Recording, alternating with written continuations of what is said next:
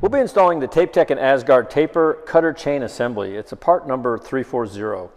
And on the back, certainly on the card, you can see all the tools, all the automatic tapers that this will fit on, this kit. So let's open it up. It is an assembly, so there's a lot of the parts are already put together for you. So we have this chain, we have the spring, little key chain on the end, the cutter block, and another chain. There's also some small parts in here that you need to be aware of that you want to keep an eye on. They have this little plastic thing, so keep them in there. I'll show you how to install these once we get to that. There's a blade, a pyramid blade, and a cotter pin, little cotter pin. So we'll grab that when we need it. Again, all tools, standard Tapetech, carbon fiber, Asgard hammer. This will replace all of those parts on there. So first thing we want to do is release the spring. Just kind of release this spring right here and pull out the blade. Now, I'm going to use this a regular medium tip screwdriver. I want to remove the blade. Just loosen this screw a little bit. You don't have to take it out all the way. If you want to be safe, pair of needle nose pliers, grab your blade. Should just pop right out. If your blade's good, keep it.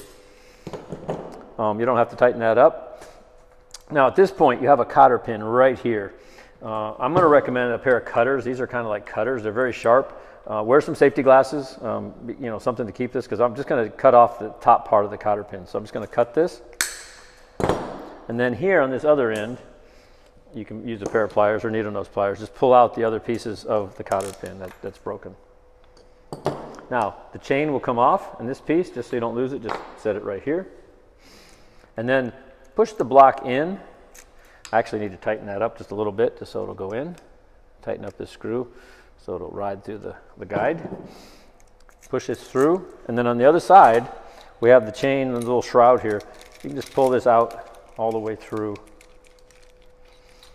Let's see if I can turn it this way until it comes out, and then it'll feed down through the little shroud here. So we're just going to kind of, that's the old cutter block. The new one, what you want to do is have gravity kind of help you out a little bit. So we're going to feed this in to the shroud, the little protective shroud here. Just feed it in a little ways, just till it gets up to the cutter block. And then just kind of hold it upside down and feed it down in there until it comes out. Once it comes out, that's really important, this part right here. You want to make sure that the cutter block itself, if you can see this the set screw is on the top. So when we feed it in, it's on the top, not upside down. So there's a little track right here that this chain will fit through, little guide, cutter block guide, and just push it through. Should come out the other side. Okay, just pull that right out. Got this nice on here. Okay, now what we're going to do is we're going to install this part right here, back through. You can push the control tube back a little ways, give you a little room to work.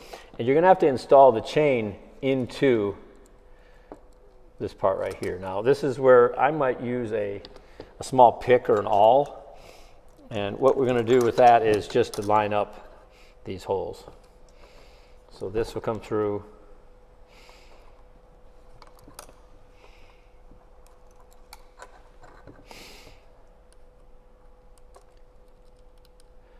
It's got to line it up. It's mainly by sight. You can see it. Just have to kind of move it in and out here.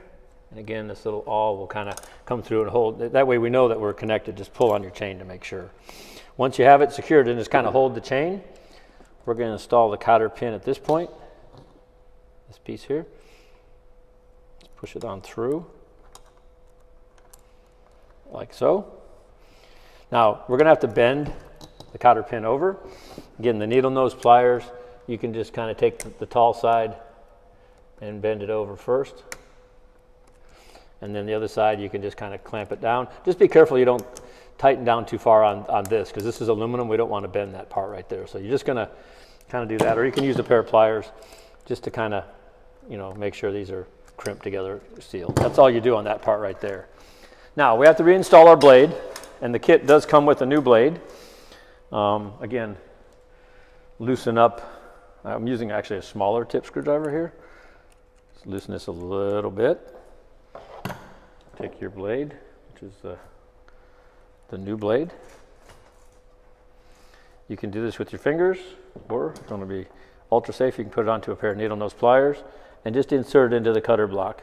Once it's in the block, you can kind of take the end of your screwdriver, just push it in so that you know the blade's flush and firm and tight in there so it doesn't loosen. And tighten up the screw on the cutter block. Reinsert the block into the cutter assembly. Pull down on your spring. That's how you install a cutter block assembly. Really quite easy.